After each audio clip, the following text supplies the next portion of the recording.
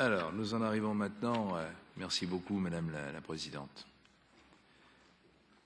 L'ordre du jour appelle notre débat d'actualité, l'examen du débat d'actualité sur les réfugiés syriens en Jordanie, Turquie, au Liban et en Irak. Comment organiser et soutenir l'aide internationale. Voilà, je vous rappelle que le temps de parole de chaque intervenant avait été limité à 3 minutes par le bureau. Si vous en êtes d'accord, puisque nous disposons d'un petit peu de temps, je vous propose d'accorder 4 minutes à chaque intervenant plutôt que 3. Est-ce que vous en êtes d'accord? Il n'y a pas d'opposition, je vous en remercie beaucoup. Monsieur Marcenaro a été désigné comme premier orateur pour introduire le débat. Je vais lui demander de bien vouloir regagner le banc. Ah, tu parles de ta place? Comme tu veux. Ok, donc c'est Monsieur Marcenaro qui va de sa place s'exprimer. Il dispose de 10 minutes. Nous devrons, je vous le rappelle, interrompre la liste des orateurs vers 11h55 pour pouvoir écouter le discours de Monsieur Anthony Marti, qui est le chef du gouvernement de l'Andorre. Monsieur Pietro Marcenaro a la parole. Grazie, signor Presidente. Questa discussione, che è stata sollecitata dalla richiesta di 2 presidenti di 2 gruppi politici, Anne Brasseur e Tini Cox, nasce dalla visita che circa 15 giorni fa la Sottocommissione per il Medio Oriente ha effettuato durante la sua missione in Giordania e nei territori palestinesi al campo di Za'atri, vicino al confine con la Siria. È stata una visita che ha colpito e impressionato ciascuno di noi. Io vi do qualche numero per capire cosa sta capitando. Questo campo è stato inaugurato il 28 luglio del 2012. Quando è stato aperto, il 28 luglio del 2012, vi erano poche persone, qualche migliaio. Il 15 agosto le persone erano diventate 30.000. A novembre le persone erano 45.000. A gennaio 65.000. Il 2 febbraio 2013 l'UNHCR, l'Organizzazione per i Rifugiati delle Nazioni Unite, contava 76.000 persone. Ad aprile, il 16 aprile, quando noi siamo stati là, il numero era di circa 140.000 persone. Ogni giorno, ogni notte, 1.500-2.000 persone si aggiungono. È come una grande città fatta di persone prive di ogni cosa. Una grande città con tutti i problemi di gestione e di governo di una grande città, a pochi chilometri dalla guerra, a pochi chilometri dal confine siriano. Ora, io non voglio qua riprendere la discussione che noi abbiamo già fatto, perché nell'aprile del 2012 l'Assemblea si è pronunciata sulla questione del conflitto in Siria e poi successivamente nell'autunno sulla relazione presentata da Giacomo Santini a nome della Commissione dei Rifugiati ha già affrontato il tema dei rifugiati. Ma diciamo che noi siamo in una situazione nella quale non abbiamo la possibilità di prevedere uno sviluppo positivo e una conclusione della situazione che metta fine a questo fenomeno. Perché tutto il quadro della situazione che noi abbiamo davanti ci parla di un aggravarci del conflitto e di una situazione nella quale gli elementi che hanno indotto a scappare, a fuggire dalle proprie case le persone continueranno e forse addirittura si aggraveranno. Quindi bisogna fare i conti con questo problema come un problema che richiede di essere preso in considerazione con assoluta serietà.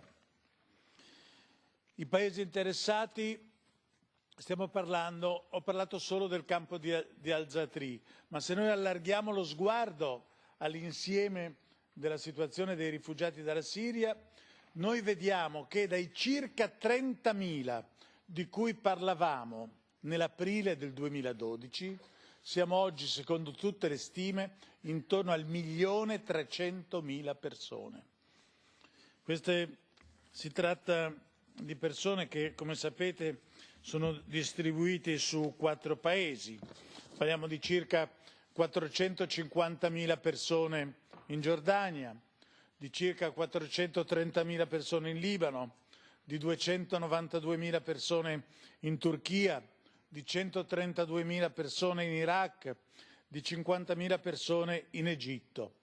E aggiungo che se noi volessimo fare una valutazione più precisa, a questi rifugiati noi dovremmo aggiungere i profughi interni, gli IDPs, che si sono spostati a centinaia di migliaia dentro la Siria. E la questione è una questione che riguarda soprattutto i curdi, che in centinaia di migliaia si sono spostati verso la regione curda, dove è possibile garantire una qualche forma di maggiore protezione e stabilità, e quindi che ha funzionato da polo di attrazione. E per questi, mentre per gli altri dirò una forma di aiuto internazionale esiste, per le persone spostate all'interno del paese non esiste alcuna forma di sostegno internazionale, con problemi molto seri. In ciascuno di questi paesi si tratta di problemi enormi e naturalmente dal punto di vista della stabilità del paese, delle conseguenze sul paese che riceve questi profughi, i problemi sono tanto più grandi quanto il paese è più piccolo. E naturalmente noi dobbiamo guardare allo sforzo e al sacrificio immenso che per un paese come la Giordania o come il Libano comporta l'assistenza a questi profughi. Si tratta di fornire cibo, si tratta di fornire acqua, si tratta di fornire salute, si tratta di fornire formazione per una popolazione che è fatta in larga misura da bambini, che sono una grande parte di questi rifugiati. Si tratta di fornire sicurezza, si tratta di fornire legalità, si tratta di fornire cioè beni essenziali, materiali e organizzativi in una situazione nella quale tutto è in discussione, in una situazione nella quale nei campi come quello di Za'atri alla notte passano le persone a reclutare per la guerra, nella quale si possono reclutare bambini soldati, nella quale tutti i fenomeni dell'illegalità vengono presi. E in questo la struttura di questi paesi, soprattutto di quelli più piccoli, è messa radicalmente in discussione. E un po' i profughi sono come un reagente chimico che fanno emergere le contraddizioni di questa società e rischiano di destabilizzarle con delle conseguenze molto serie su tutta la regione. In Giordania, dove c'è un bisogno di fornire acqua in continuazione, in un paese in cui l'acqua non c'è per nessuno, non c'è per gli abitanti, in cui c'è un problema di garantire i servizi essenziali come l'elettricità e tutto rischia di essere messo in discussione. Un paese che peraltro ha aperto col Fondo Monetario Internazionale una procedura di rientro dal punto di vista della sua situazione finanziaria che complica ulteriormente la situazione.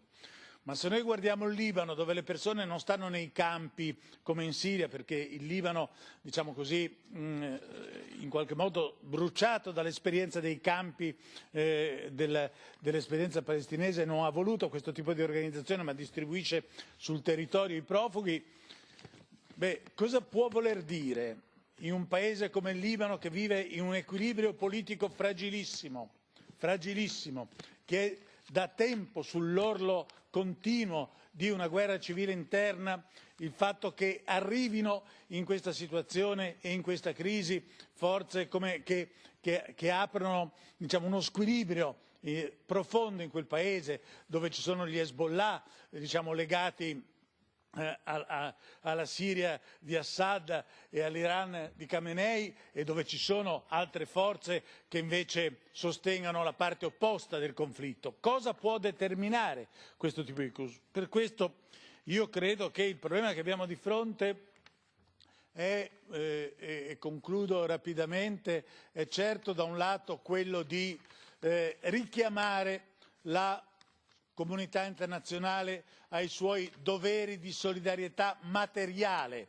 in primo luogo riconoscendo lo sforzo che tutti questi paesi, la Giordania, il Libano, la Turchia, svolgono per far fronte ai propri doveri umanitari, ma dall'altra considerando anche gli aspetti politici di questa questione. C'è bisogno anche di un sostegno politico per impedire che questa vicenda diventi un ulteriore elemento di destabilizzazione in una regione dove davvero questa è l'ultima delle eventualità che si può augurare chi pensi alla pace e alla stabilità come un bene che la comunità internazionale deve proteggere. Mi pare che questo era il contributo che mi sentivo di dare per l'apertura di questa discussione e perché venga dall'Assemblea parlamentare del Consiglio d'Europa un appello alla comunità internazionale e ringrazio i capogruppo che hanno preso questa iniziativa, che ci consentono questa discussione e di onorare i nostri impegni. Grazie. Merci beaucoup, Monsieur Marcenaro. Merci beaucoup pour cette introduction. Madame Durieux m'a demandé, pour des raisons pratiques, à s'exprimer la première. Je pense qu'il n'y voyait pas d'inconvénient. Donc, Madame Durieux, au nom du groupe socialiste. Merci beaucoup, Monsieur le Président. Notre ami Marcenaro a dit un certain nombre de choses. Je voudrais préciser que la sous-commission Moyen-Orient s'est rendue donc au Moyen-Orient en commençant sa visite par la Jordanie, justement parce qu'il était important que nous prenions toute la dimension de cette situation dramatique qui frappe l'ensemble de la région. Un certain nombre de pays, la Syrie et tous ceux qui ont été cités par répercussion, Jordanie, Liban, Turquie, Irak. C'est un drame. Hier, on a dit c'est une tragédie, ce qui se passe en Syrie. Une situation qui vient s'ajouter, une situation déjà compliquée, celle du conflit israélo-palestinien. Il faut toujours rappeler que c'est ce conflit qui est au cœur de toutes les crises. Alors on compte les morts, on compte les réfugiés. J'ai eu l'occasion de visiter les camps syriens en Turquie, dans la région de Yatia. Rien à voir avec ce que nous avons vu. La Turquie maîtrise encore, je l'espère, et maîtrise bien la situation, maîtrise bien ses camps. Elle fait un effort remarquable, je l'aurais dit toutes les fois que l'occasion m'en aura été donnée. Je concentre mes propos sur le camp jordanien de Za'atri et je ne voudrais pas répéter ce qu'a dit Marcenaro, notre rapporteur, mais le choc, l'émotion a été très fort. 140 000 personnes, peut-être en moyenne, concentrées sur un espace de moins de 10 km², des camps de tentes qui accueillent, qui ont accueilli, qui ont vu passer plus de 500 000 Syriens déjà et qui envoient arriver de 2000 à 5000 toutes les nuits. 75% sont des femmes, des enfants, des vieux. 60% à moins de 18 ans. C'est une situation vraiment qui se traduit par des besoins quotidiens dont il va avoir les chiffres en tête. 1 million de dollars par jour, 3,5 millions de litres d'eau par jour. Et tout cela va doubler. Il y a des problèmes de santé. 3 hôpitaux ont été dressés. On en a visité 2. Un français, petit hôpital. Un Marocain, gros hôpital. Il y a aussi un hôpital italien. Bravo au HCR, merci à la Jordanie. Ces besoins sont énormes. Alors les risques, insécurité, situation explosive, colère montante des Jordaniens qui ne peuvent plus supporter au quotidien ce fardeau seul, quelle que soit leur générosité, menace de voir se fermer les frontières de la Jordanie, affaiblissement de cet État, déstabilisation d'un État dont on a besoin qu'il reste quand même un élément de stabilité. Et chacun envisage la fin, qui sera dramatique, elle aussi. Bataille de Damas, bataille pour la maîtrise des sites chimiques. Et comment utilisera-t-on ces sites dont on se sera emparé? Éventualité de voir les armes se retourner contre ces camps et contre ces réfugiés, et notamment contre ce camp. Alors, un long entretien avec le roi qui nous a dit « Bachar el-Assad, ce n'est pas la guerre qui le fera tomber, c'est le manque d'énergie, le manque de nourriture. Il faut soutenir les rebelles. » Alors, tout de suite, il a dit « Pas les extrémistes. » Oui, alors, lesquels? L'opposition laïque, faite des minorités. Oui, d'accord, terrible situation. Terrible impuissance de la communauté internationale. Impuissance qui marquera l'histoire du sceau de la honte. Je pense qu'il faut aider très vite la Jordanie, la Turquie, le Liban, tous ces pays d'accueil qui accueillent ces réfugiés que nous n'aurons pas su sauver. Merci beaucoup. Monsieur Walter, pour le groupe des démocrates européens, vous avez la parole. Mr. President, I was not able to be with the subcommittee on the Middle East that visited the camps in Jordan, or the camp in Jordan. However, at the end of last year, I visited 2 of the refugee camps in Turkey. And I think we should again applaud our Turkish colleagues for the support that they have given to the hundreds of thousands of Syrians fleeing for their lives.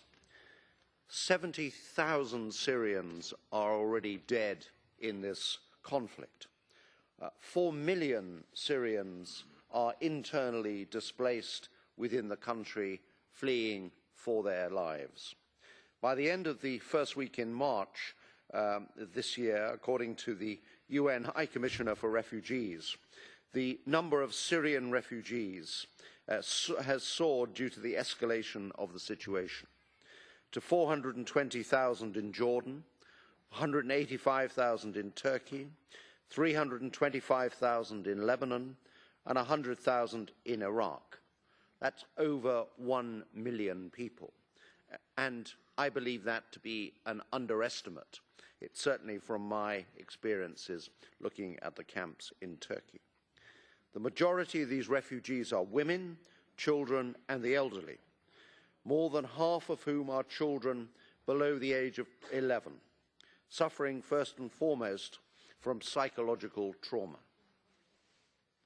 These large numbers of refugees have placed a very heavy burden on recipient countries in economic, security and social terms, and on energy, water, health and educational facilities. At their most recent conference in Kuwait, donor countries promised to provide support to the sum of $1.5 billion to relief agencies involved in assisting these refugees.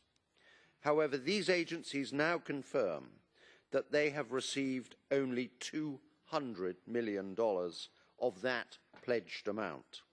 Mr. President, that is appalling and unacceptable.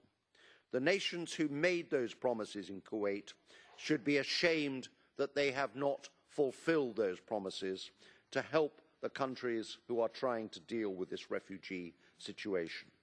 Comparing the support pledged with the funds actually received, it's obvious that the burden borne by these recipient countries is an enormous challenge which by far exceeds their capabilities. This, Mr. President, is a general perspective of those recipient countries. For Jordan in particular, the pressure on its water, its energy and its education resources, which are already scarce, is enormous. Approximately 40,000 Syrian students have started attending classes in Jordanian schools. The health services are strained from the fact that the average daily influx of refugees now stands at 3,000 per day, which will bring, if that continues at that pace, the total to at least 1 million in Jordan alone. This situation has now led to social and demographic imbalance in those recipient countries. And Mr. President, it must be addressed. We all have a responsibility to help those countries who are receiving those refugees. We also have a responsibility to seek an end to the violence that is taking place in Syria. Every party in Syria must comply with the UN Charter, must comply with the Convention on Human Rights.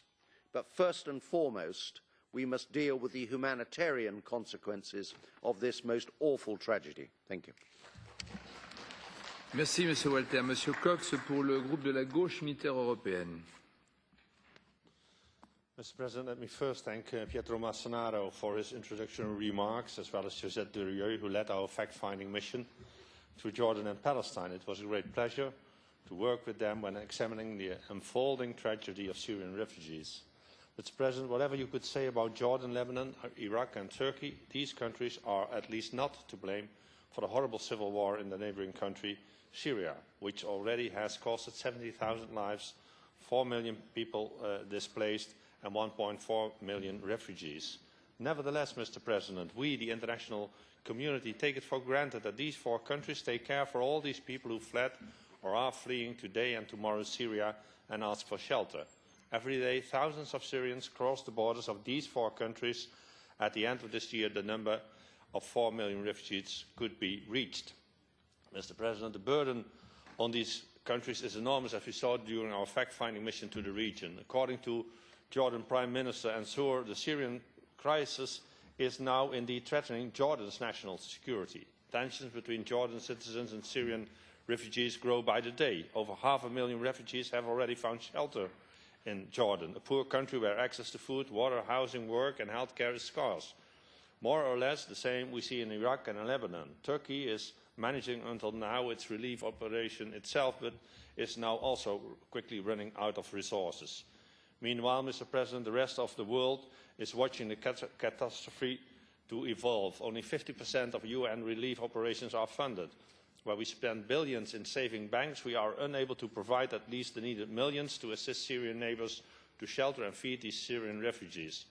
Let us call a spade a spade. Our world is full of hypocrisy. We deeply deplore the tragedy which is developing in Syria and its neighbouring countries, but we then fail to at least cover the material cost to shelter the refugees. And the worst may yet be to come. If the Battle of Damascus starts and Syrian neighbours will be overflooded by refugees, instead of sitting and waiting, Syria and its neighbours collapse, the international community should now shake off its shameful hypocrisy and accept its responsibility.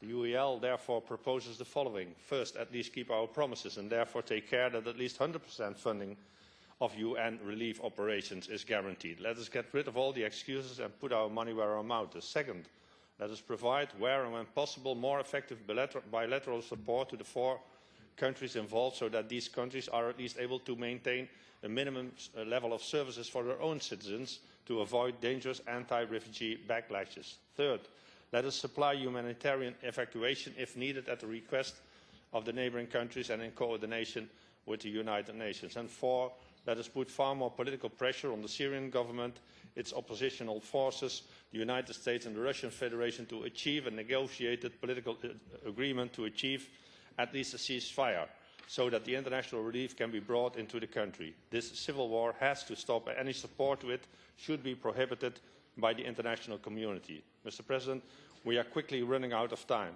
Those who think that this is not ours but their problem are blind and deaf. Ongoing civil war in Syria and ever-growing burden on the neighbouring countries will make the Middle East region dangerous for us all.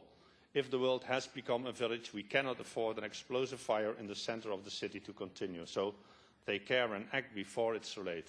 In conclusion, Mr. President, I would like to ask the Secretary General of the Council of Europe and our President to visit the region as soon as possible to see in what way the Council of Europe and its member states could be of any practical help to help these 4 countries involved. We cannot leave them alone. It is also our obligation. Thank you very much. Merci beaucoup, Monsieur Cox. Monsieur Sanzini pour le Parti popolaire européen. La ringrazio Presidente, colleghe e colleghi. A nome del gruppo del Partito Popolare Europeo ringrazio anch'io i colleghi Brasseur e Cox per aver promosso questo dibattito e il collega Pietro Marcenaro con la sua ben nota passione che ci ha disegnato i contorni di quella che è già una drammatica emergenza umanitaria, politica ed economica nello stesso tempo. È vero, noi abbiamo già avuto un dibattito d'urgenza in quest'Aula promosso dalla Commissione di cui sono Presidente, la Commissione Immigrazione e Rifugiati. ma io credo davvero che sia opportuno ogni tanto tornare su argomenti del genere, primo perché sono in continua evoluzione e secondo perché i dati che abbiamo oggi sono già differenti da quelli di 2 mesi fa e sono sempre più stupefacenti in senso naturalmente negativo. Pensavamo di avere toccato un punto limite, invece ci accorgiamo che di giorno in giorno la situazione è sempre più grave. Torno a ripetere che il problema ci riguarda doppiamente, primo perché noi siamo i tutori dei diritti dell'uomo, ma secondo, se vogliamo essere anche un pochino cinici, perché questo dramma avviene a pochi chilometri dalle nostre case, avviene al di là del Mediterraneo, a 2 ore di volo dall'Europa e quindi è un problema che potrebbe davvero esplodere, divampare, coinvolgere in maniera imprevedibile l'Europa intera. In Commissione Immigrazione abbiamo avuto l'opportunità, lunedì scorso, di ascoltare un rapporto aggiornato di Monsieur Vincent Cochetel, che è direttore dell'Ufficio per l'Europa dell'Alto Commissariato per i Rifugiati dell'ONU e ci ha fornito dati aggiornati rispetto a quelli che ho sentito in quest'Aula e che vi passo, impressionanti. In un anno 1.300.000 profughi, anche di più, sono usciti. E le cifre per paese sono 421.000 in Libano, 434.000 in Giordania, 293.000 in Turchia, 131.000 in Iraq, 50.000 in Egitto. Ogni giorno 8.000 persone fuggono dalla Siria e continuano a implementare queste cifre, quindi mentre ne parliamo già sono superate dalla realtà. E va detto che di questi profughi il 70% è composto da donne e bambini, fuggono da situazioni di violenza, di tortura e di ogni tipo e non è che poi nei campi profughi la situazione sia migliore perché purtroppo vi si aggirano, come ha ricordato il collega Marcenaro, anche molti motivi di preoccupazione. Dobbiamo rendere omaggio a questi paesi che stanno impegnandosi drammaticamente anche a nome nostro. Non ci dobbiamo sentire spettatori ammirati, condiscendenti e moralmente impegnati. Dobbiamo essere loro partner in un impegno concreto. L'Europa deve svegliarsi, deve darsi una scossa elettrica per i motivi che ho detto e per molti altri. Anche perché questi paesi, dobbiamo chiedercelo, per quanto ancora potranno resistere a questa pressione incredibile e soprattutto questa pressione che non ha ancora una dimensione prevedibile, non potrà provocare, e noi diciamo subito di sì, una crisi anche politica, oltre che economica e sociale in questi paesi. E se esplode tutto l'assetto sociale e politico dei paesi che oggi ospitano questi profughi, cosa potrà accadere nella nostra Europa? E allora, per concludere, devo dire davvero che oltre a queste importanti prese di posizione, noi dovremmo sforzarci per trovare un modo concreto, l'ho già detto nel precedente dibattito, per far sentire la nostra vicinanza a queste popolazioni, a coloro che fuggono, ma anche a coloro che in questo momento li stanno accogliendo.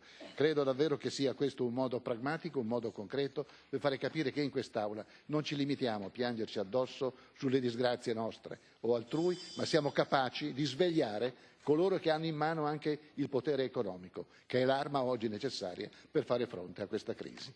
Grazie. Merci beaucoup, Monsieur Santini. Pour l'Alliance des démocrates et des libéraux pour l'Europe, Madame Fiala, vous avez la parole.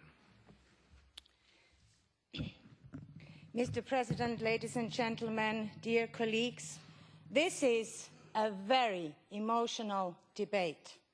Civil war in Syria, this is a real tragedy.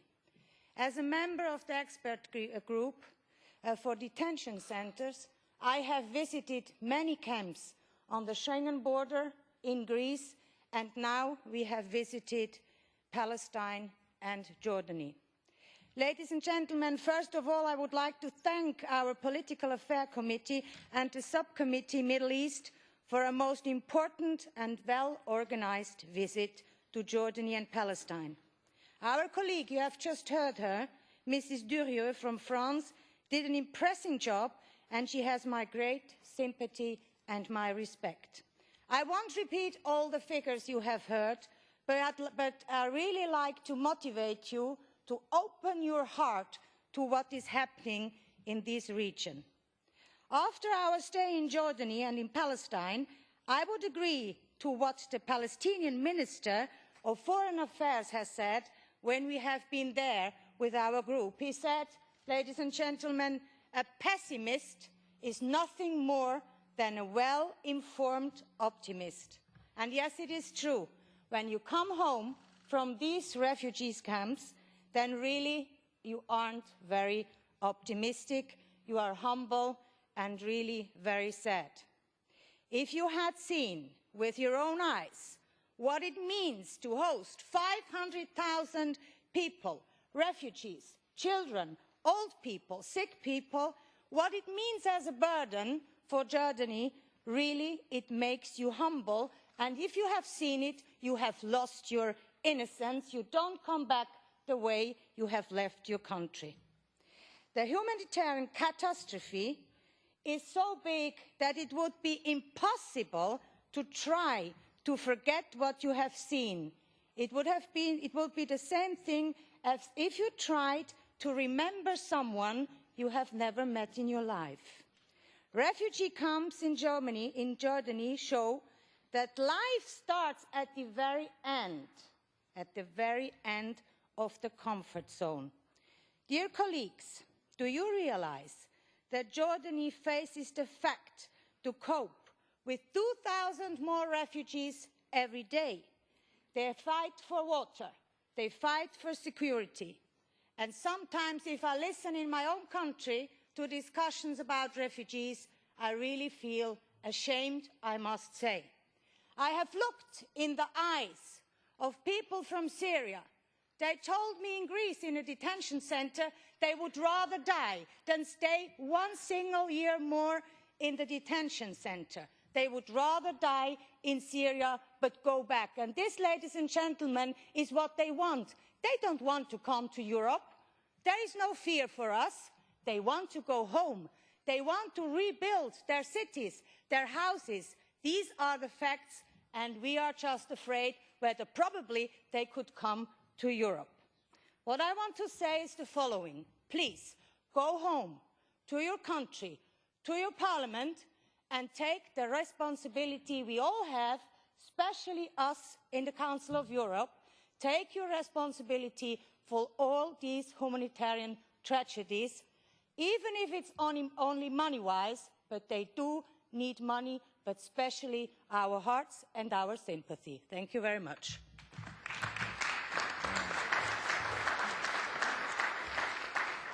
Merci beaucoup, Madame Fiala, pour votre intervention. Merci à tous. Nous disposons d'un petit peu plus de temps. Donc, si éventuellement, parmi vous, mes chers collègues, il y en a qui ne sont pas inscrits sur la liste des orateurs, mais qui souhaiteraient s'exprimer à l'occasion de ce débat, qui est un débat excessivement important et très sensible, je vous prie de bien vouloir vous faire connaître auprès du secrétariat de manière à ce qu'on puisse déjà prévoir de vous donner la parole un petit peu plus tard. Dans le débat, Monsieur Disley, vous avez la parole. Thank you, Mr. Chairman. First of all, I would like to underline that this humanitarian crisis in Syria is not an issue of bordering countries. This is an issue, firstly, between the international community and Syria, secondly, between the international law and Syria, and thirdly, between the international conscience and Syria. Turkey has a common border of 911 kilometers with Syria.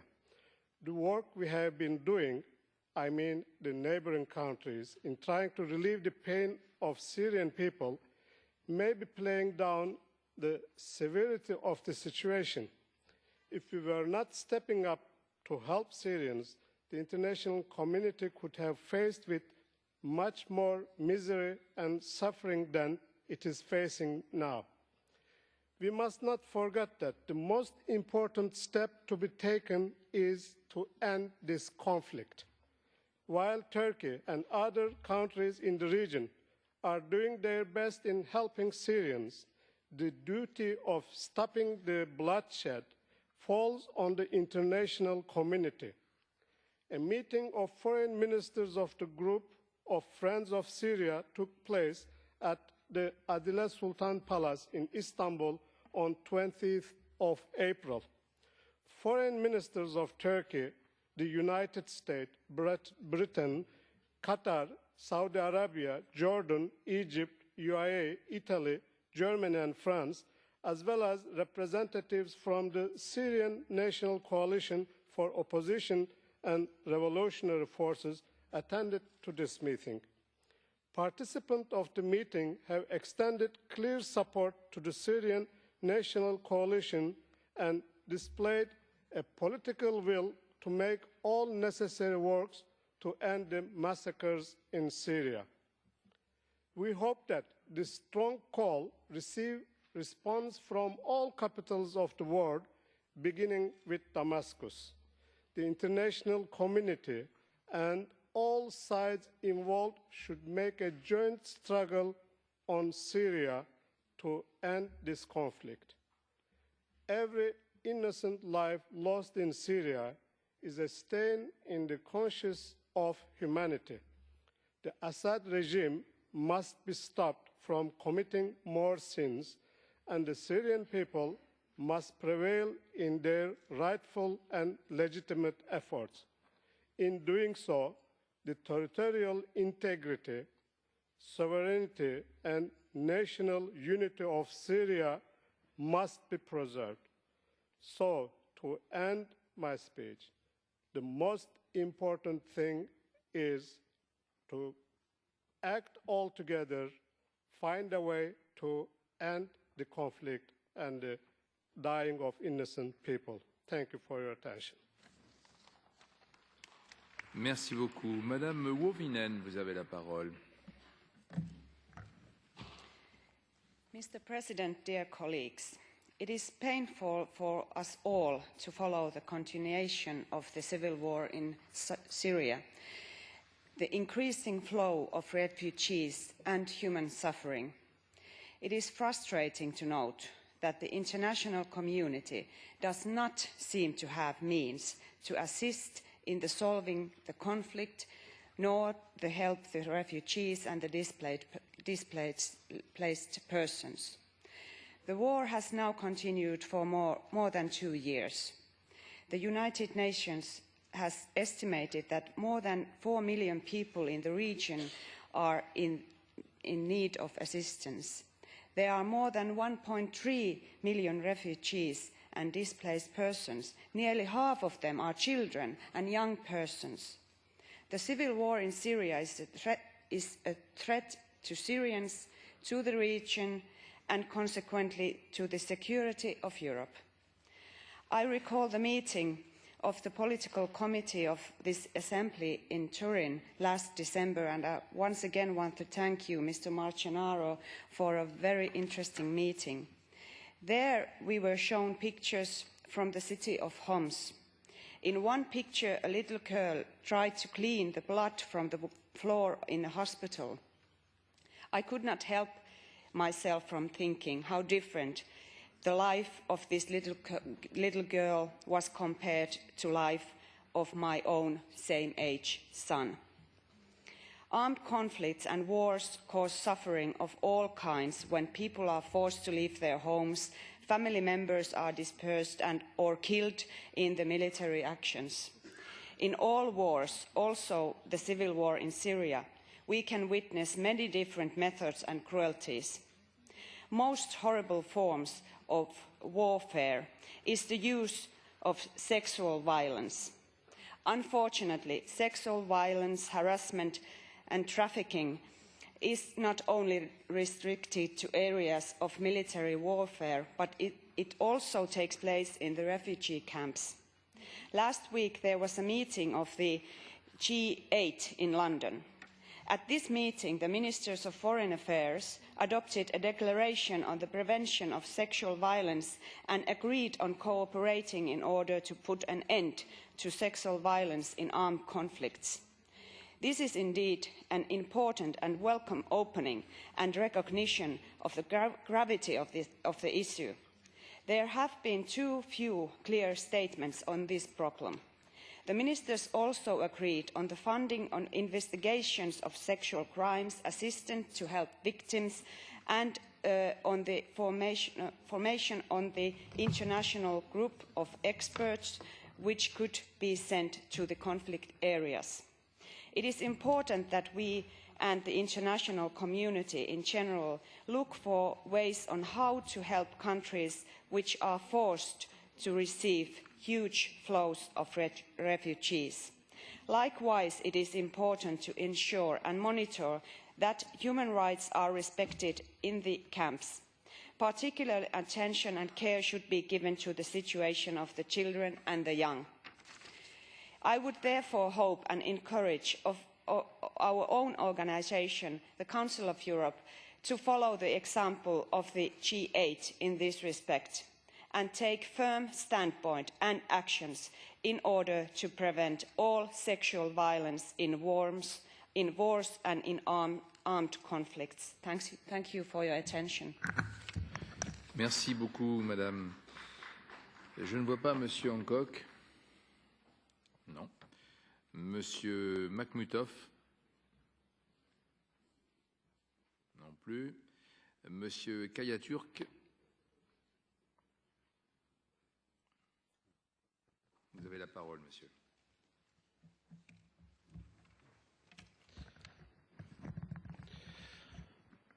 Mr. President, dear colleagues, a humanitarian tragedy is still ongoing in Syria for almost 3 years now before the eyes of the international community. Today, Syria has become a scene of appalling human rights violations. The regime forces are shelling the cities and killing civilian people indiscriminately.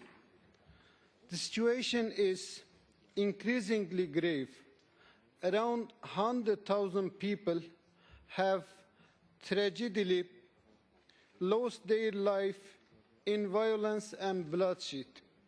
The situation of 3.5 million internally displaced persons and the devastated economy adds the gravity of tragedy. More than 5 million people are in desperate need of assistance. The number of Syrian refugees in neighboring countries has exceeded 1.2 million, and 51% of these are children. Turkey itself is doing its utmost to shoulder part of the humanitarian disaster. The number of Syrians in the camps in Turkey is around 200,000, while our spending has reached almost $1.5 billion. Colleagues, Turkey welcomed the establishment of the Independent International Commission of Inquiry on the Syrian Arab Republic by the United Nations Human Rights Council. The situation in Syria is not sustainable. There has to be a solution to ensure immediate safety and security of the Syrian people. Those who are responsible for all this humanitarian tragedy must know there will be no impunity and they will bear the consequences. The international community should know very well that Syrian people are able to establish a democratic system of their own in their own land, and they can struggle against every radical and extremist groups. The problem of Syria is not radical groups of future, but the brutal regime of today. Thank you. Merci beaucoup. Madame Memekan.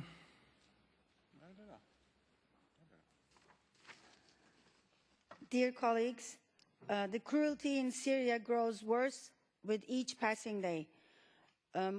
According to UNHCR, more than 1 million people are formally registered as refugees.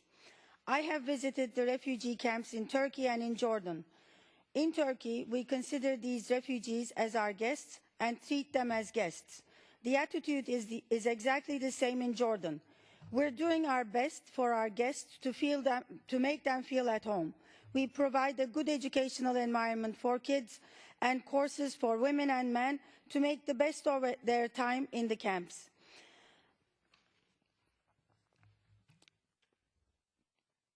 There are more than close to 300,000 people, refugees in Turkey. More than 2,000 are estimated to be living in various cities in the region, some staying at friends and relatives, some just living in rental houses.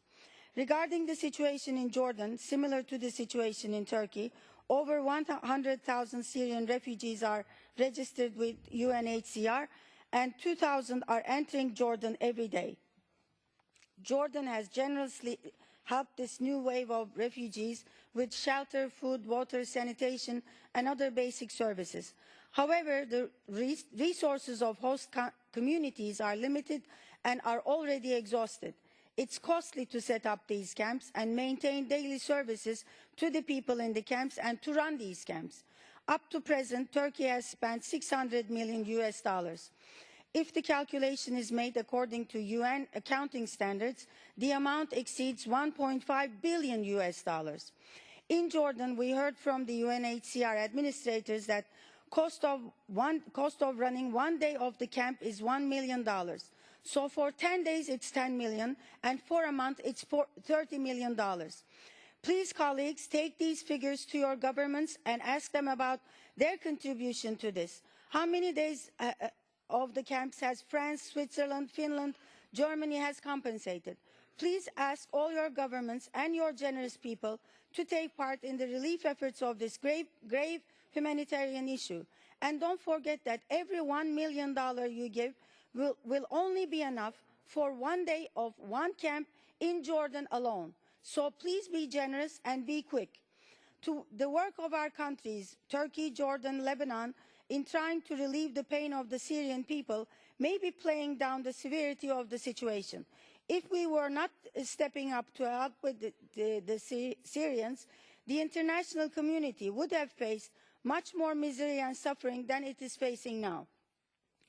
As we have declared before, and as we heard from the Jordanian authorities, regardless of the cost and regardless of the contribution, we are determined not to leave Syrian people to their unfortunate destiny, but we will continue providing protection to Syrian people to live in dignity. Thank you. Merci beaucoup, Madame. Monsieur Schlegel. Уважаемый председатель, уважаемые коллеги, как известно, беженцы не берутся из ниоткуда. И хочется немного поговорить о причинах их возникновения. Количество лжи и лицемерия вокруг этой темы потрясает воображение. Принято считать, что европейское или шире западное общество является цивилизованным. Принято считать, что оно борется за идеалы демократии и прав человека. Сколько слов здесь сказано об этом? Но давайте зададимся вопросом, какие цели преследует европейское сообщество в Сирии. Может быть, построение демократии? Нет. Расскажите об этом тем, кто живет в Ливии и Ираке, или в Катаре и Саудовской Аравии. Думаю, вам рассмеются в лицо. Может, защиты прав человека и предотвращение гуманитарной катастрофы? Все уже произошло. Расскажите об этом родителям погибших детей, расскажите это тем, кто потерял кровь и работу, чья жизнь сломана на многие годы вперед. У меня вопрос, а где мы были раньше? Почему эту катастрофу никто не предотвратил? Может быть, европейское сообщество, а точнее определенная его часть, борется с угрозой мирового терроризма в Сирии? Нет. Наоборот, как и в Ливии, эти страны всячески помогают террористам, снабжают оружием и называют их повстанцами, как называли когда-то чеченских боевиков. В Беслане и Нордосте мы видели, какие они повстанцы. Друзья Сирии, какое циничное название. Это враги Сирии, а не друзья. Или, может, вы думаете, что вас это не коснется? Я думаю, что в половине стран Совета Европы может произойти то же самое, что и в Сирии. Подождите лет 10-15. Или, может, кто-то сомневается, что на улицы ваших городов не могут выйти люди со взрывчаткой в скороварках? У меня плохие новости для некоторых стран.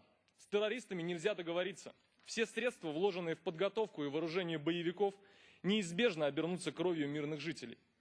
И я не знаю, как вы будете объяснять вашим избирателям факты финансирования террористов из государственного бюджета.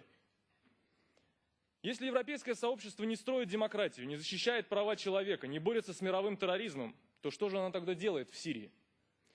Одна часть ничего не делает и наблюдает. Кстати, обычно те, кто наблюдают, в дальнейшем становятся жертвами. А другая часть активно участвует в этом вооруженном конфликте на стороне, как я уже говорил, террористов. Участвует не в гражданской войне. В Сирии идет не гражданская война, а замаскированное под гражданскую войну вторжение третьих стран с целью доступа к ресурсам этой страны. Как это произошло в Ливии, как это произошло в Ираке. Или, может, кто-то все-таки нашел там химическое оружие. Я так понимаю, что кроме дешевой нефти там никто ничего не нашел. Мы с вами здесь представляем наших избирателей, граждан наших стран. Большинство из них простые обыватели. Работают, учатся, растят детей, путешествуют. Они ровно такие же люди, как тысячи погибших сирийцев. Ровно такие же, как больше миллиона бежавших из своих домов, оставшихся без крыши над головой, без средств к существованию, заложников политических амбиций и человеконенавистнической политики некоторых государств. Необходимо немедленно прекратить оказывать помощь боевикам. Это остановит войну в Сирию. Необходимо помочь беженцам вернуться домой. Приход же к власти террористов только увеличит количество беженцев. Я хотел бы возложить ответственность за то, что происходит, на всех нас.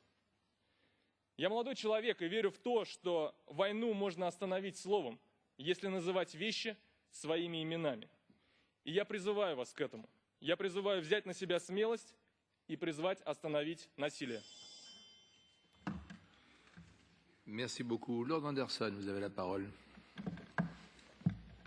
If, Chairman, colleagues, if outside intervention is to come to an end, surely that must also concern Russia itself, the help that it is giving to the Assad regime for its own security reasons. Russia and Iran are fueling that very brutal regime, which, according to all international opinion, is really suppressing, oppressing its people. The United Nations Security Council is paralyzed. It is paralyzed in large part because of the position of Russia itself. We know the tragedy of those the neighbouring countries, the refugees who are there in the 4 neighbouring countries. And of course, the problems of the needy inside Syria itself cannot be met by the international community. That is part of the scale of the problem, which has been described so well by earlier speakers, notably Pietro Marcenaro and Josette Duria, that I come from the visit of the subcommittee with a number of impressions. First, the impressive work of the UNHCR officials. Secondly, the awful burden on Jordan, a relatively poor country, and the refugees are posing great strain on the resources of energy, health, education and water.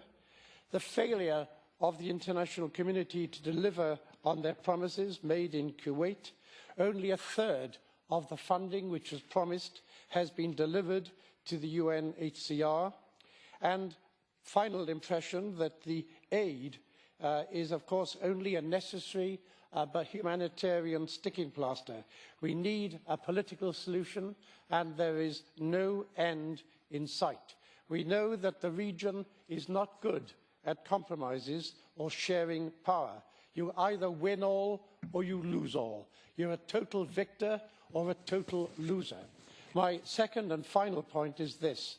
I have a nagging concern that what, if anything, is the international community doing to prepare for the after Assad? Eventually there will be an end, probably when Russia recognises that it is backing a loser. But already the international community is falling well behind on its promises. When the end comes, there will probably be a new wave of refugees. It is certain, Mr. Chairman, that the successor regime will inherit a wasteland. That wasteland which we see on our television pictures inside Syria, pictures taken by very brave photojournalists, that wasteland will have to be reconstructed, repaired. If Syria is to be restored, it will need a massive, massive international effort. Are we, as an international community, planning for the after-Assad, planning for the post-Assad? Given the inadequate response so far, what confidence can we have in the future? It is not encouraging. I hope that when we return to our respective parliaments, all colleagues here will ask governments this simple question: what, if anything, are they doing to prepare the resources for the wasteland which will be there at the end of this conflict?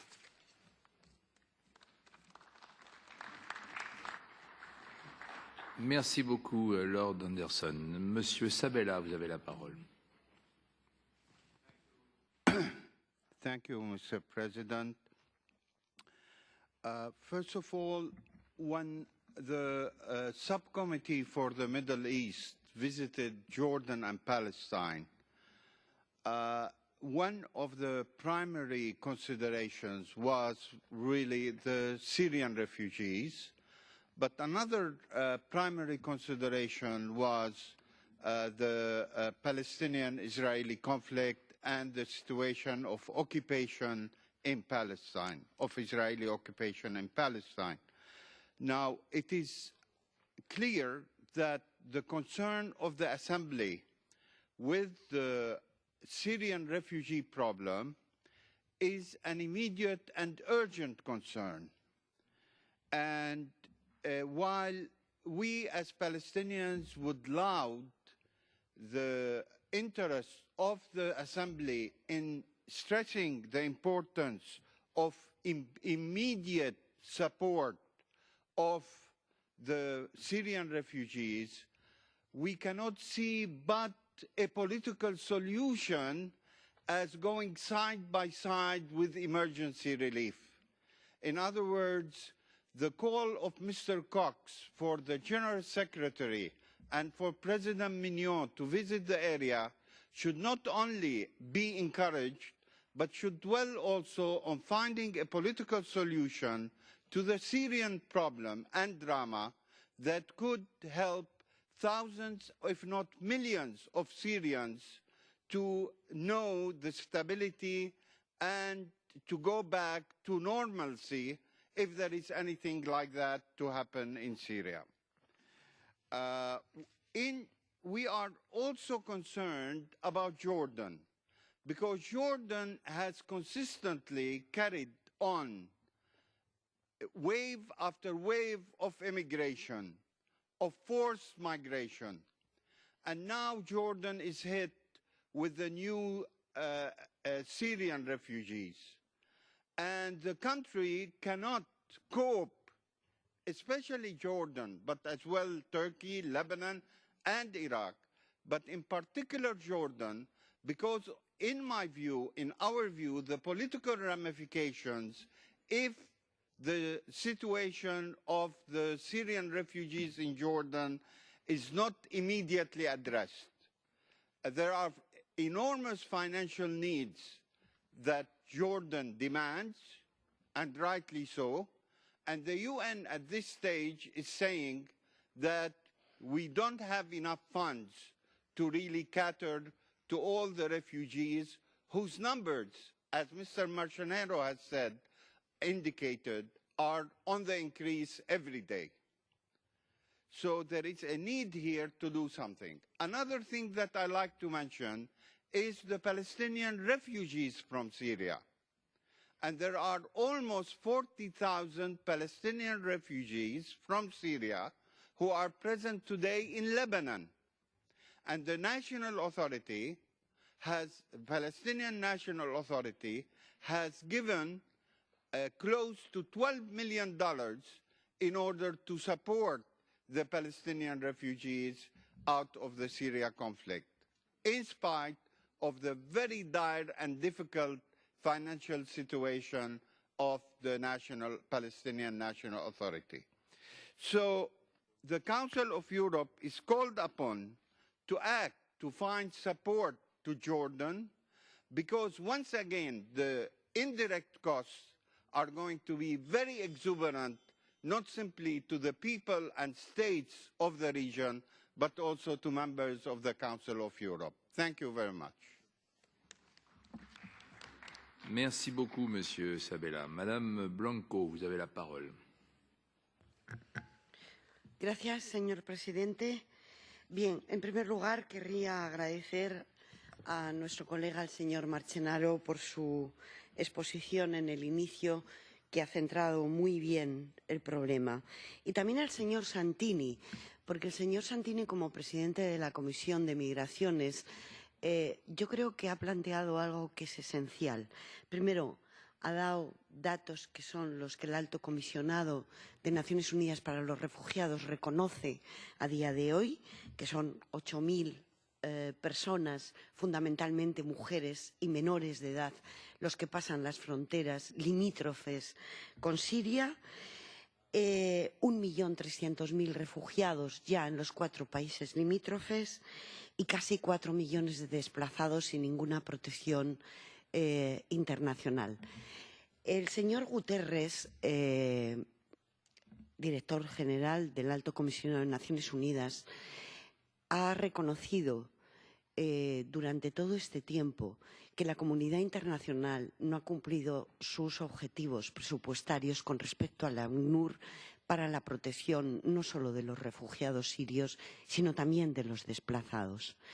Pero hay algo más que nos retrotrae a hace 20 años, que fue la guerra de los Balcanes, donde la comunidad internacional pudo por primera vez ponerse de acuerdo en unas cuotas sobre la cantidad de refugiados y desplazados que la guerra de los Balcanes nos lanzaba y que toda Europa reconoció como tales cuotas. Cada país europeo recogió durante el tiempo que duró la guerra un número importante de refugiados. Así, los países limítrofes a los Balcanes no tuvieron que hacer el sobreesfuerzo que en este momento están haciendo Jordania o Turquía, que lo está haciendo muy bien, o Líbano, por ejemplo, un país que no puede ni tiene la infraestructura para recoger más refugiados. Yo insto a los colegas que preguntemos a nuestros gobiernos. 1. ¿Hemos cumplido con nuestra obligación financiera con respecto al ACNUR? 2. ¿Se ha planteado en algún momento ante el Alto Comisionado hacer durante el tiempo que dure el conflicto la recogida por cuotas de estos inocentes? Porque en último caso son todos inocentes los que dejan el país. Y por último, si me da tiempo y muy brevemente, una carta que he recibido hace muy poco de una dirigente social siria en el exilio ya en Jordania. Dice: mi hogar está gritando, ¿alguien puede darnos la respuesta? Hijos heridos, desterrados, muertos, en este exilio sin fin, perdidos entre las balas y la sangre. Ha llegado el momento en que pidamos a gritos a la comunidad internacional, a la Europa poderosa, que nos lleven a algún lugar seguro. Escúchennos. Este es un extracto de una carta larga que nos dirigen a muchos parlamentarios, muchos sirios, no solo desplazados, sino también refugiados en los países limítrofes. Muchas gracias. Merci beaucoup, Madame Blanco. Monsieur Yatim, vous avez la parole.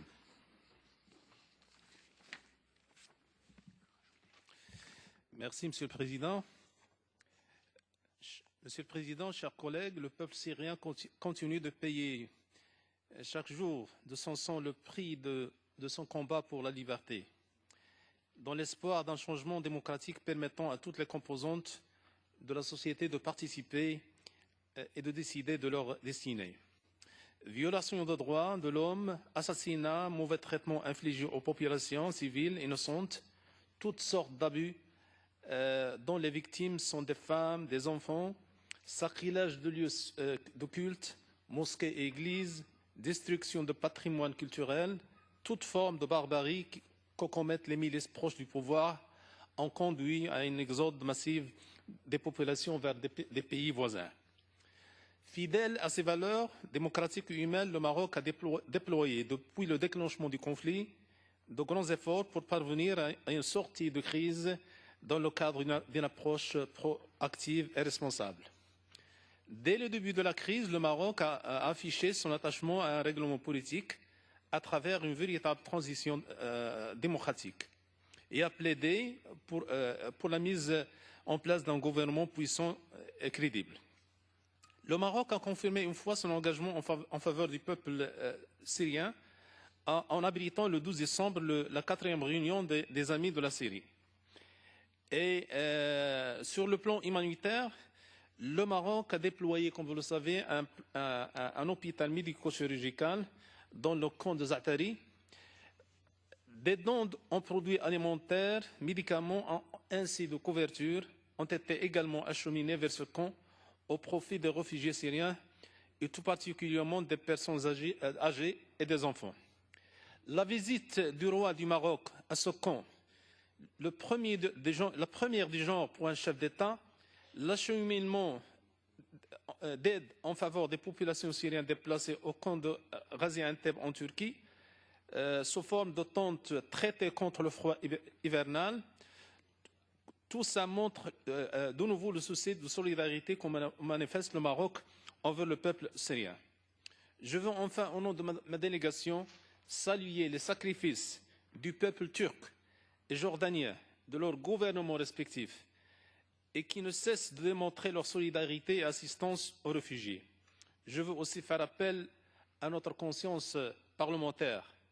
Agissons tous en faveur du peuple syrien, mettons des pressions sur nos gouvernements, les pressions nécessaires pour les gouvernements, nos gouvernements, les instances internationales assument leurs responsabilités dans le soutien du peuple syrien. Et merci, monsieur. C'est nous, monsieur, qui vous remercions de parler en tant que partenaire pour la démocratie sur un sujet aussi sensible. Madame El Wafi, vous avez la parole.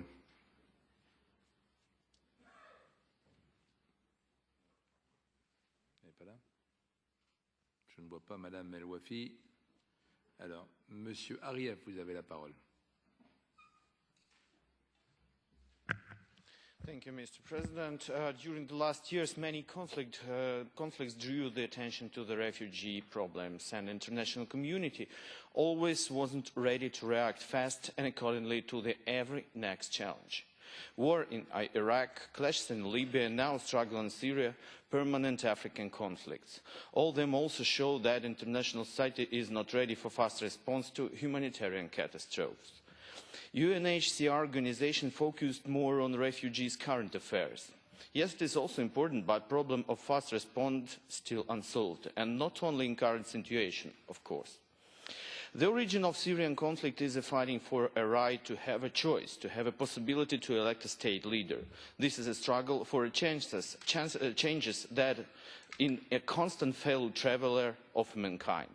But very unfortunately, victims are attendant to almost every case like this. If we still care about principles of humanity, we need to prevent people suffering as we can. International investigation is a good idea, but we should look to the future. My proposal is next. First, to create international refugee assistance forces with all necessary assets to be revealed in the shortest time. Second, to initiate a signing of a convention for refugee assistance. Every state signed the convention is committed to allow refugees enter to their territory and allow to the refugee assistance forces to work there. It is a brief proposal reacting to the urgent situation. If you will find it acceptable, it could be further discussed on the international level. Anyway, we need to do something systematic because it is it's sad but true, but not possible to avoid conflicts in the future. The question is only where and when, but we at least need to be ready. Thank you. Merci, Monsieur Ariev. Monsieur Chénard, vous avez la parole. Danke sehr, Herr Präsident.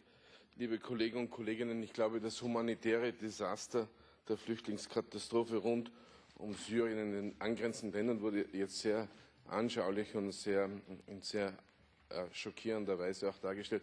Ich möchte ein bisschen einen anderen Augenmerk lenken und versuche vor allem Verständnis bei den britischen oder Vertreter und Vertreterinnen des Vereinigten Königreichs und Frankreichs, warum Österreich als Haupttruppensteller in Syrien der internationalen Friedenstruppe auf ein absolutes Boykott von Waffenlieferungen in den internationalen Gremien Wert legt.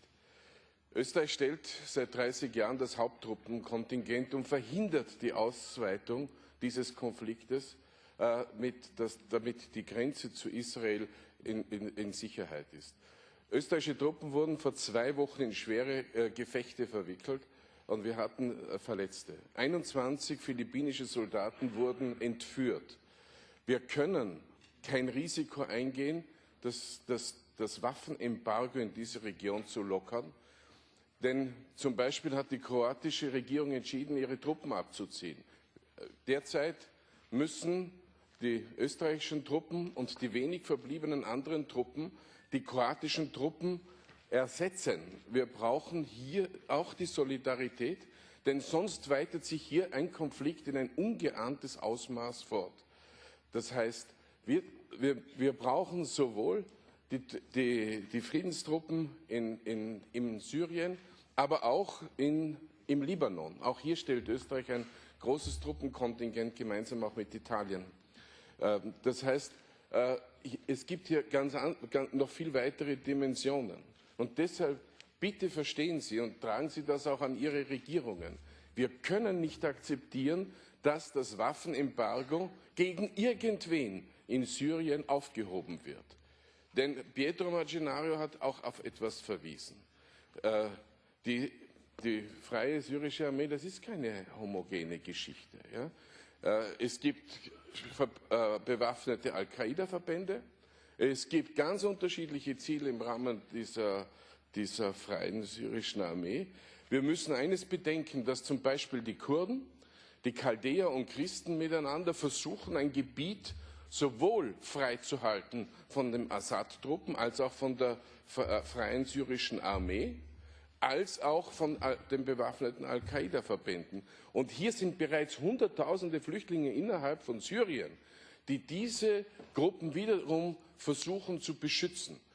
Deshalb, wir müssen das UNO-Kontingent beibehalten. Wir müssen diese Truppen, es ist natürlich wahnsinnig schwierig derzeit, ich kann es Ihnen aus österreichischer Sicht sagen, unsere Truppen zu versorgen. Weil die gesamte Truppenversorgung passiert über Damaskus und jetzt versuchen Sie mal durch alle Frontlinien hindurch, die verschiedenen Truppenverbände entlang der Golanhöhen zu versorgen. Das ist extrem schwierig. Ein Wort noch zu Jordanien. Jordanien hat verschiedenste Flüchtlingsbewegungen hinter sich. Die palästinensischen Flüchtlinge. Bitte vergessen wir nicht, dass sowohl in Syrien als auch in Jordanien bis heute Flüchtlinge aus dem Irak sind. Es sind 2 Millionen Iraker nach Syrien geflüchtet. Das Schicksal dieser Flüchtlinge ist vielfach untergegangen. Es sind 500.000 irakische Flüchtlinge in Jordanien. Und jetzt kommen weitere Flüchtlinge.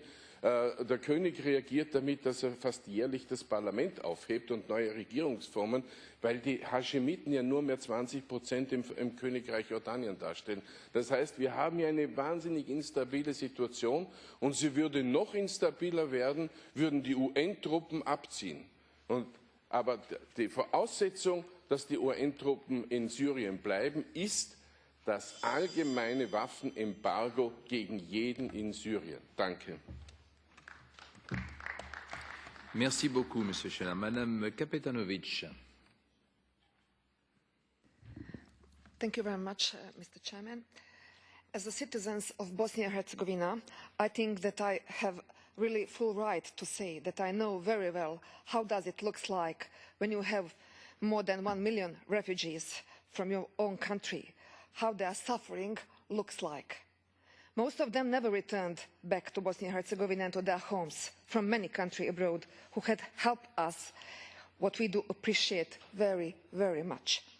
As a medical doctor, anesthesiology and resuscitation doctor as I am, I know the best how the blood of innocent victims look like as a person who was 5 years faced directly with their faces and their lives.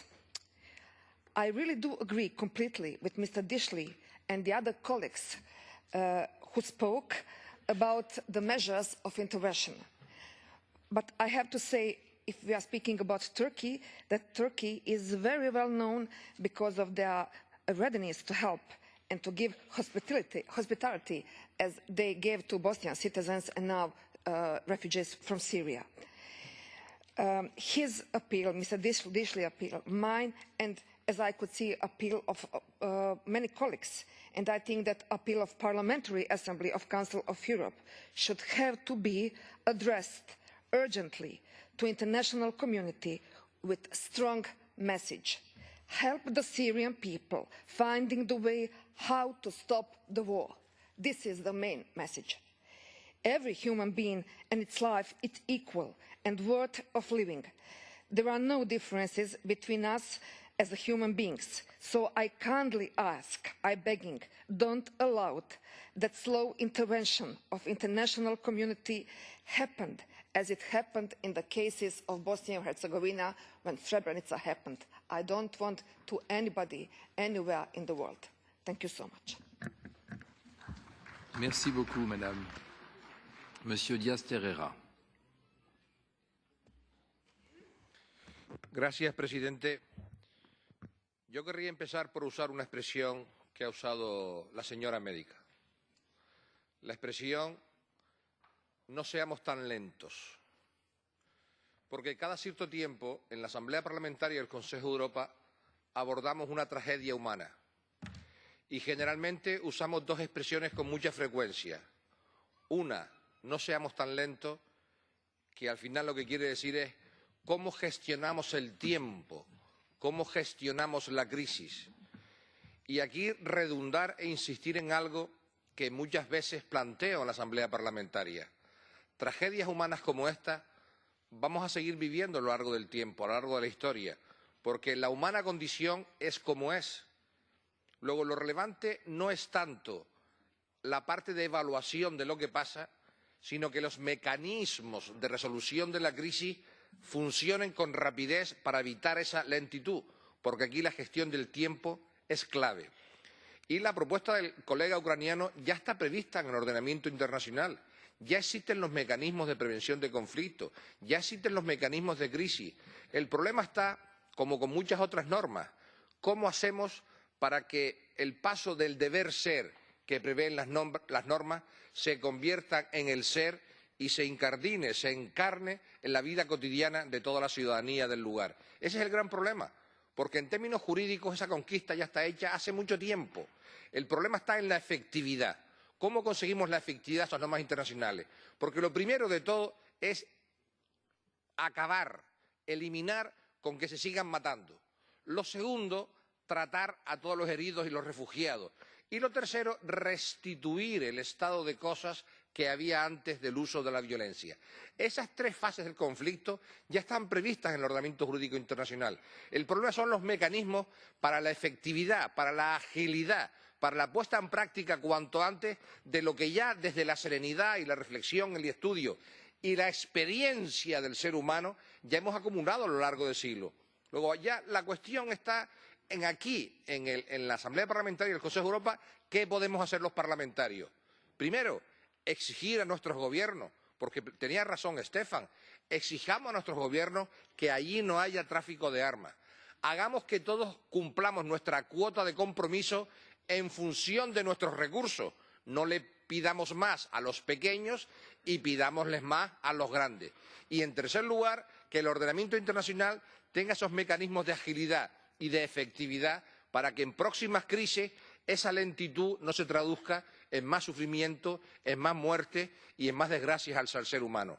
Insisto, los mecanismos están, de lo que se trata es de ganar efectividad en la puesta en práctica. Hay nuestra responsabilidad en los parlamentos nacionales y ya aquí, como Asamblea Parlamentaria, evaluar qué cosa podemos hacer para que en el futuro seamos mucho más efectivos. Es evidente que los informes, el verbo y la palabra es una manera de colaborar, pero también hay otras formas de colaborar que nos lo podrían decir los que están allí viviéndolo en primera línea. Es lo mismo que cuando hablamos de migración.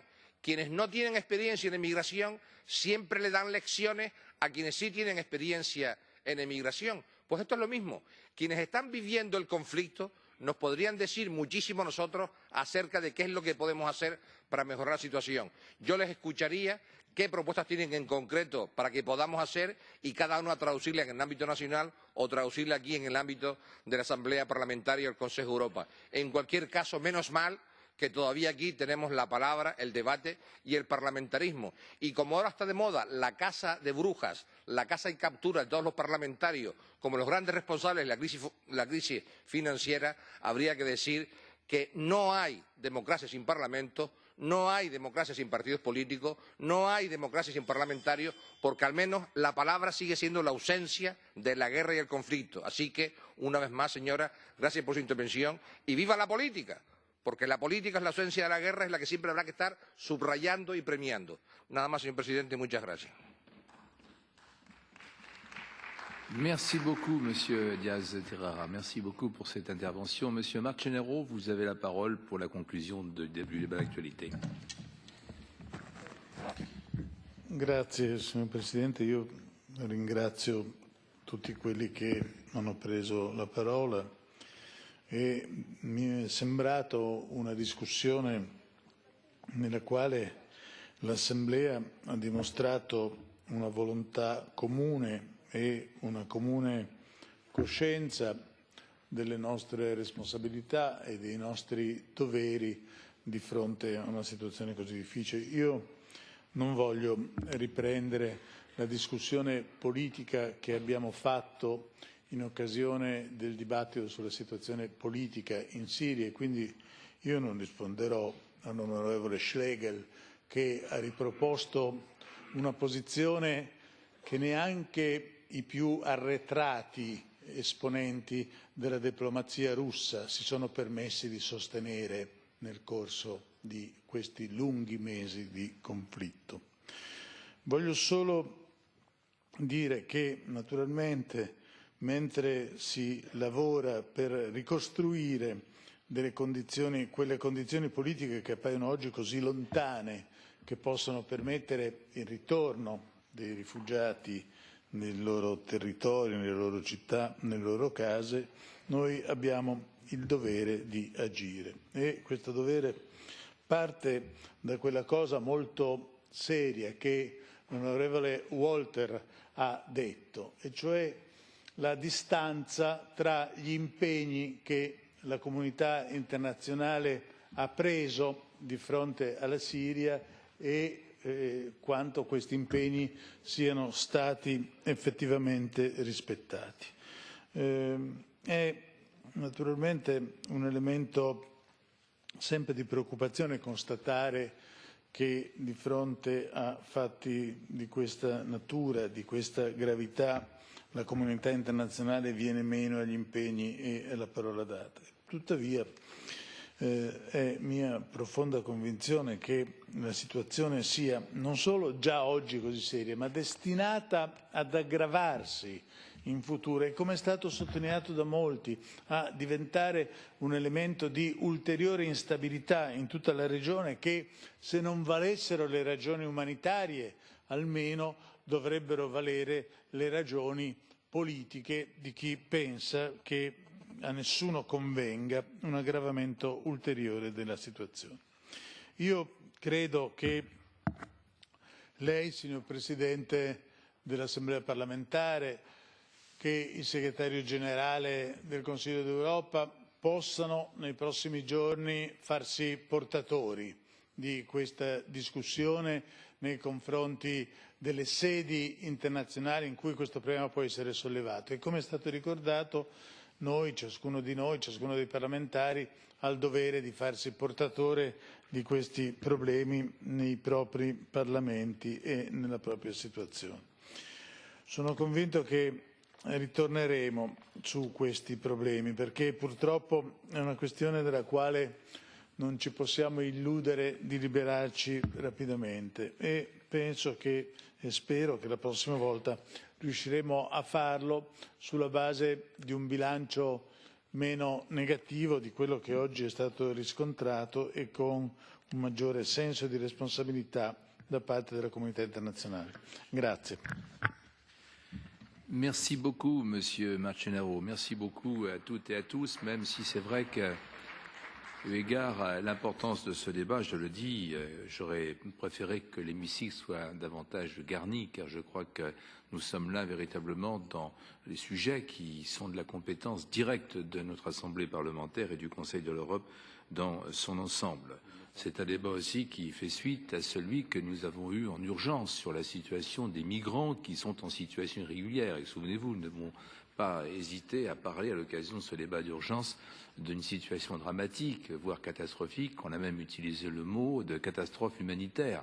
Nous ne sommes pas loin également. Un certain nombre d'appels ont été lancés. En ce qui me concerne, je les ai naturellement reçus et je m'engage à porter au-delà de cette enceinte ce débat et faire référence à tout ce qui a été dit, car je crois qu'il est effectivement de notre responsabilité collective de faire en sorte de sensibiliser nos gouvernements et tous nos interlocuteurs internationaux qui doivent chacun dans leur pays prendre leurs responsabilités.